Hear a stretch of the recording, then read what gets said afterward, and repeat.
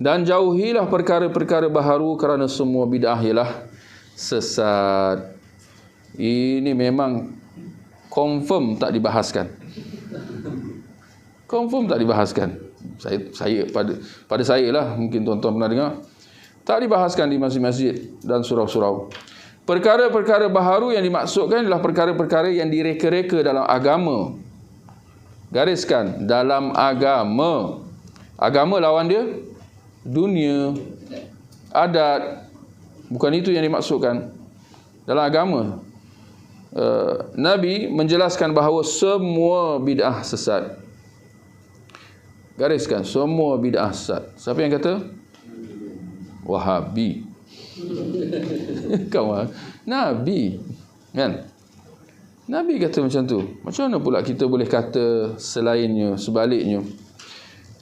Semua bid'ah sesat.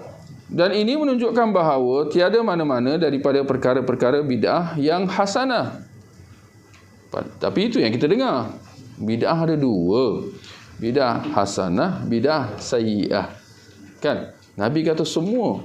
Tapi dia pula boleh memperbetulkan statement Nabi SAW tu. Wajar tak wajar, tuan-tuan? Jadi, siapa kita nak terima sekarang, kan? Jadi, ini satu perkara lah.